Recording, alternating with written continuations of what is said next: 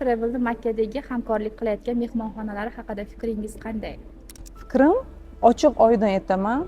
Bu mana Al Fayha mehmonxonasiga olib kelishdi bizani. Bundan tashqari yana Taj Park bir nechta mehmonxonalar bilan ishlashayotgan ekan. Hammasi bir-biridan yaxshi. Taj Parkga ham bordim. Asosan bu yerda qolaman. Uzoq deb o'ylagan edim, lekin juda ham qulay ekan. Avtobuslar bo'lishiga qaramasdan oyoqda yurib borishlarda ham qiynalmadik.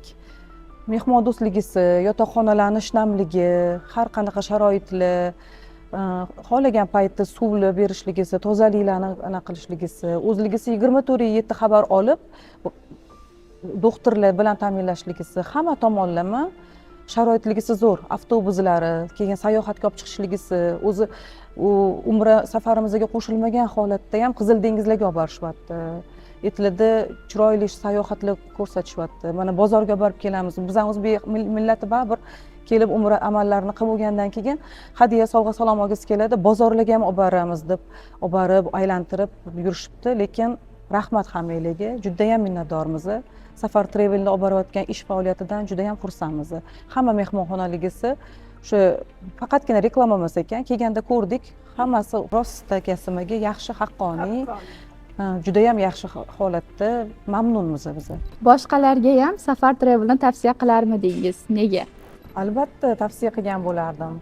Birinchi o'rinda shu Toshkentdagi ofisligisiga borganda men bu narsani ko'rdim, bildim ularni.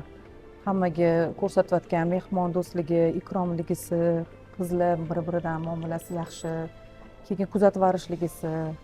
Bu yoqqa kelganda ham 24/7 har doim erinmasdan shu 50 boshlarimiz, bu yerdagi mas'ul xodimlar aloqaga chiqishadi. Kimnidir mazasi bo'lmay qolib, betob bo'lib qolsa, sразу yordam ko'rsatishyapti. Oshxonalari juda ham yaxshi, mamnunmiz. 3 mahal o'zbek milliy taomlari. Yoshi katta ayollar baribir boshqa anaqa mehmonxonada boshqa millat anaqa ovqatlari bo'lganda balkim yeyish olmasdi. Bu yerda o'zimizning o'zbek milliy taomlari, oshlar svejiy, shirin bir-birligisidan kechga qolib kirganlarga ham hattoki sharoit qilib, qorniligisini to'yg'izib, hammani nima qilishyapti, yaxshi qarashyapti. Hammaga tavsiya qilgan bo'lardim. Safar Travel'ni juda ham yoqdi, juda ham xursandmiz. Rahmat hammanglarga, xodimlarga, ertaga Toshkentdagi ofisdagi ishchilarga, ham bu yerdagi mas'ullarga, hammaligisiga rahmat deb o'z minnatdorchiligimizni aytgan bo'lardik.